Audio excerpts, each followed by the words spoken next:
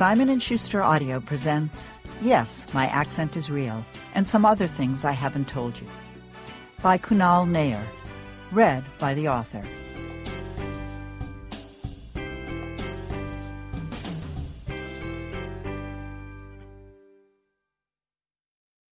Preface. Sometimes people ask me, why are you writing a memoir? You're only 34. This is not a memoir. I am not a president or an astronaut or a Kardashian. This is a collection of stories from my life.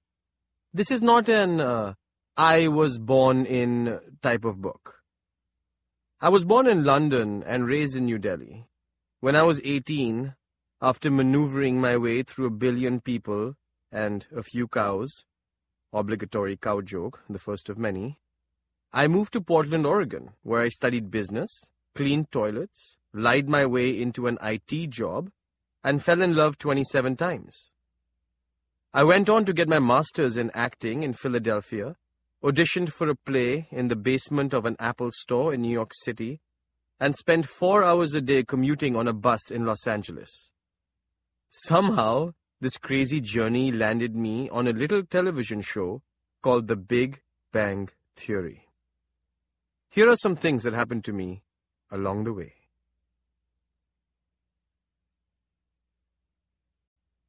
Everything I know about kissing, I learned from Winnie Cooper. New Delhi, 1993. I was 12 years old, and I had 2 great loves in my life. The first was Winnie Cooper from the Wonder Years. Cable had just come to India, and I was obsessed with Small Wonder, MASH, Doogie Howser MD, and of course my beloved Winnie.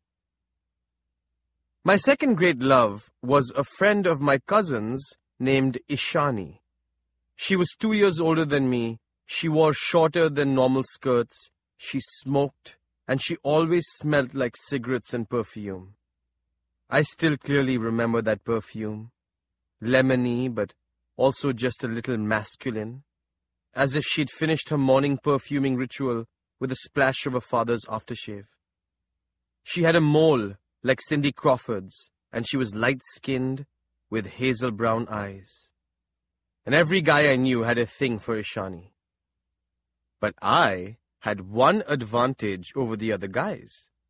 She was my cousin's best friend, and my cousin happened to live directly above me and my parents. Many houses in New Delhi worked that way. My mom, dad, brother, and I lived on the ground floor, and my aunt and uncle and cousins lived in a separate residence on the first floor. When Ishani and my cousin would hang out, I would follow them around like a puppy. Even though they went to the girls' school and I went to the boys', I always timed my walk from the bus so we'd somehow wind up together. "Oh, hey there! What a surprise seeing you two on this fine walk from the school bus this morning." In the evenings, I'd be there as they talked about boys and kissing and sex and stuff. Sometimes I'm not even sure if they remembered I was in the room. They would gossip and giggle while I bounced a ball off the wall. Literally. I became Ishani's good friend. A younger brother, if you will. Safe, innocent, G-rated.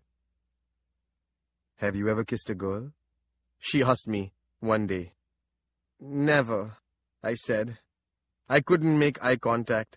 We were in my bedroom, sitting on the edge of the bed, side by side. The curtains were drawn closed, like always, to shield the room from the scorching New Delhi heat. "Never?" she said, teasing.